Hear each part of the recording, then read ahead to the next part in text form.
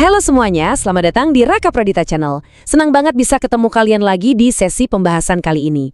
Sebelumnya, saya doakan semoga teman-teman yang lagi dengerin ini selalu dikasih kesehatan, rezeki yang lancar, dan pastinya kemudahan buat semua urusannya ya. Nah, langsung aja hari ini kita bakal ngebahas sesuatu yang jujur aja agak mind-blowing.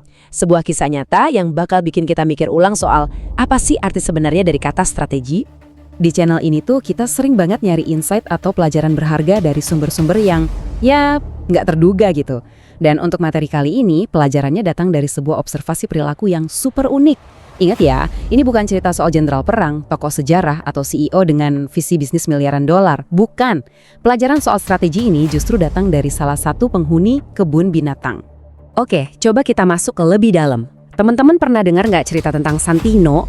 Kalau belum pernah, wah bersiaplah. Jadi Santino ini adalah seekor simpanse. Dia tuh kayak primadona banget di kebun binatang Furuvik di Swedia sejak akhir tahun 90-an. Terus pertanyaannya, apa sih yang bikin dia ini spesial banget dibandingin primata-primata lainnya? Yang bikin dia beda itu adalah julukannya.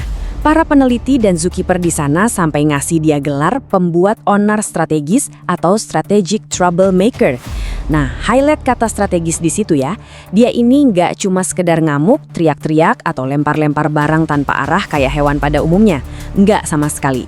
Perilakunya tuh bener-bener terukur, penuh perhitungan yang matang, dan bisa dibilang sangat cerdik waktu berhadapan sama pengunjung.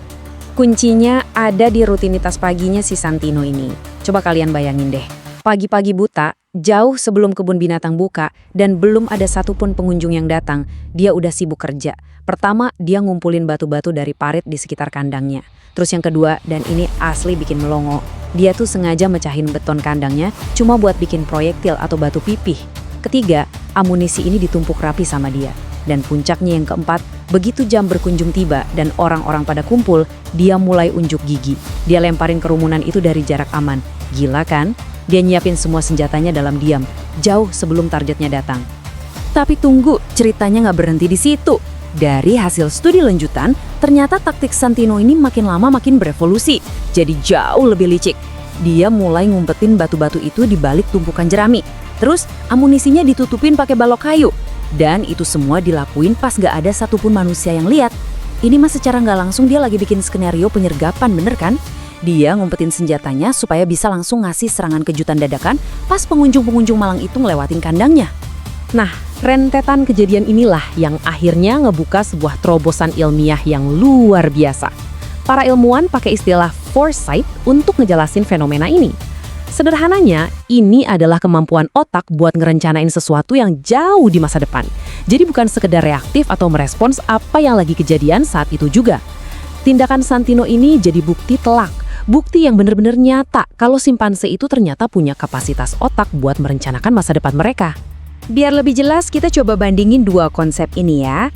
Di satu sisi ada yang namanya reaksi spontan. Ini tuh bertindak murni karena insting sesaat, kayak kaget terus langsung bereaksi. Di sisi lain, ada yang namanya foresight atau pandangan ke depan. Ini butuh persiapan jangka panjang yang cermat banget. Nah, alasan kenapa para peneliti sampai takjub itu karena Santino dia bisa ngeredam insting spontannya itu dan justru milih buat nyusun rencana sedetail itu demi sebuah target yang baru bakal kejadian beberapa jam ke depan. Sekarang, coba kita cerna pelan-pelan maknanya. Ada satu kesimpulan penting dari para ahli. Dia ngebuktiin kalau persiapan yang matang itu kuncinya. Biarpun ya, itu cuma buat sekedar melempar batu. Di titik ini, cerita soal Santino berubah level. Dari yang awalnya cuma observasi tingkah laku hewan biasa, malah jadi kayak fable modern buat kita semua. Ternyata di balik lucunya tingkah simpanse ini, ada sebuah cerminan atau refleksi yang dalam banget tentang sifat dasar manusia. Ini dia nih, momen kita buat ngaca sebentar. Ada ironi dari diri kita sebagai manusia yang susah buat dibantah. Gini, kita sebagai spesies kan dikasih akal budi yang super canggih, kemampuan intelektual yang luar biasa, tapi ironisnya, kita sering banget ngebaikin yang namanya ngebangun fondasi buat masa depan. Kita malah seringnya kejebak di masalah-masalah reaktif sesaat, tiap hari sibuknya cuma mademin api dari masalah-masalah kecil. Atau parahnya lagi, kita pakai otak cerdas kita ini buat bikin strategi yang wah banget, tapi cuma buat ngurusin hal-hal remeh yang sebenarnya nggak ada dampaknya sama sekali buat hidup kita. Jadi pertanyaannya, Apa konsep foresight ini? Kemampuan merencanakan masa depan ini sekarang cuma berlaku eksklusif buat Santino si simpanse doang. Kok kayaknya bukan ditujukan buat kita ngebangun fondasi masa depan kita sendiri gitu. Ini jadi semacam pengingat keras ya, dan jujur aja, kritik sosial yang lumayan pedas. Agak malu sih kalau dipikir-pikir, seekor simpanse ternyata bisa nerapin mindset strategis yang jauh lebih konsisten buat nyampe tujuannya, biarpun tujuannya cuma ngelemparin batu ke orang, dibandingkan kita dalam ngatur hidup yang super kompleks ini. Makanya ini ngebawa kita ke sebuah pertanyaan yang patut direnungin banget sebagai penutup.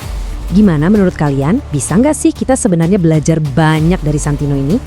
Karena trust me, ini udah bukan sekedar ngebahas soal primata di Swedia. Ini soal mindset strategis, soal foresight tadi, dan pastinya tentang gimana cara kita mendesain hidup kita ke depannya. Coba deh, kalian bener-bener pikirin lagi hal ini. Oke, sebelum kita akhiri sesi pembahasan kali ini, saya punya satu permintaan buat teman-teman yang udah setia dengerin dari awal.